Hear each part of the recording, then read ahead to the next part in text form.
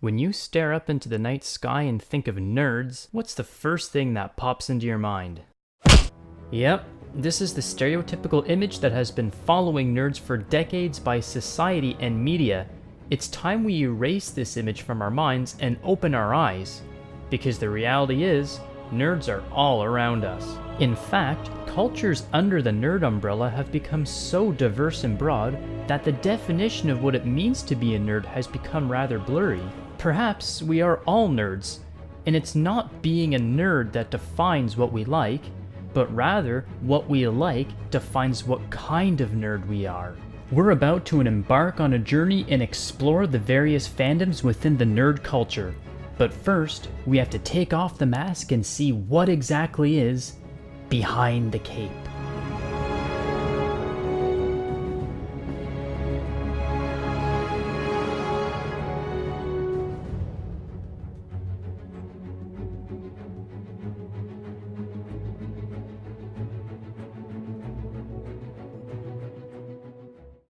So, what does a professional have to say on what it means to be a nerd? Seriously, being a nerd is her job. Okay, so my name's Cherry. I work at the comic book store on Bank Street, and I do the graphic novels, mostly the alternative, local, and independent ones. When I think of nerd or geek or fan or those kinds of terms, I just think of someone who's passionate about something very specific. So traditionally, a lot of things that people think of when they think of nerd is comic books, sci-fi stuff, gaming, D&D, things like that. And those are all totally things you can be nerdy about. But I also think that there are a lot of other things, like say you're really into sports and you have a fantasy football league, like that's role play and you're a sports nerd, you know? So it can be any kind of subject matter as long as you're really passionate about it. Nicely said. But what about somebody who isn't a professional? Say, somebody who is yet to discover the nerd culture. I feel like nerds are misunderstood by the majority of society, you know. They're basically, you know, in the minority and not in the mainstream. And I feel like it's okay to be really passionate about a certain subject. And, you know, if a person's is like socially awkward or doesn't really fit into, you know, what society deems as like the norm, then I don't know, they shouldn't be like, you know, pushed out or outcasted.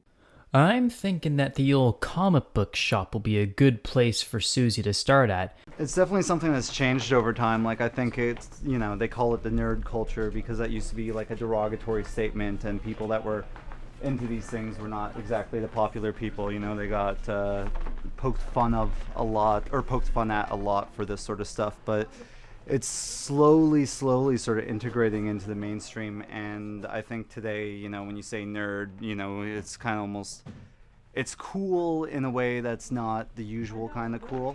Okay. So just someone, I guess, who is passionate about something that not everyone is passionate about, but more and more people are all the time. All right. And what is your personal passion?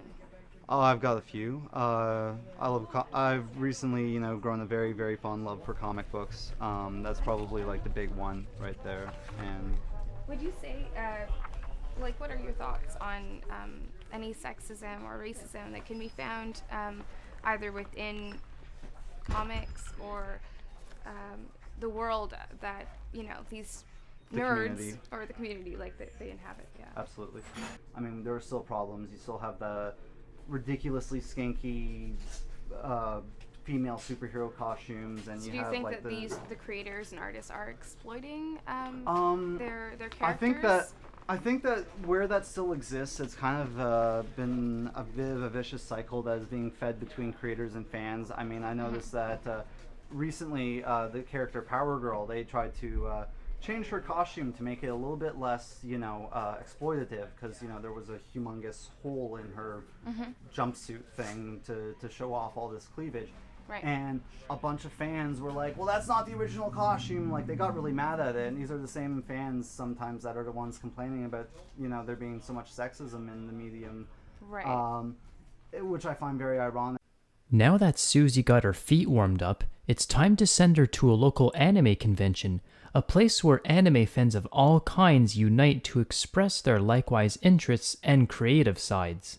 Agni, can you tell us a bit about your character and why you chose? Right now, I'm dressed as Effie Trinket from the Hunger Games, and I chose her because she's an over-the-top character, and I really enjoyed being Effie. Awesome. I'm cosplaying Vriska Circuit from the webcomic Homestuck. And I don't know, she's an alien and she's a personification of the Scorpio astrological sign. I made all this myself, so it took me 3 days. I pretty much modified a pattern because, of course, there's no patterns existing for this kind of thing. And yeah, that's pretty much it. On top of being able to purchase material items that are difficult to find in stores, conventions also allow aspiring artists to sell their own work. I just like doing art. It's one of my pastimes. I think I started when I was 6 because my brother was drawing then, and monkey see, monkey do. I just started following his steps. I'd like to think it's my own style, but probably it resembles anime more than anything. We had 800 people our first year, and it was very similar to this. Actually, we're in the same hotel. We've been in the same hotel for all 6 years. Oh, we love first-timers because they never know what to expect, and a lot of times we just wow them. I don't care about the money. Well, I do, but I don't. I have to pay the bills, but if I can put just one smile on everybody's face sometime throughout the day or throughout the convention, then I think I've done my job right. Now that Susie's got a good taste of what anime conventions are all about, it's time to see what she has to say about it. It's a very close-knit community, and I was very surprised at how warm and welcoming these people are. I mean, even to strangers, and how open and willing they are to connect with other people that they've never met before, and I like that about it.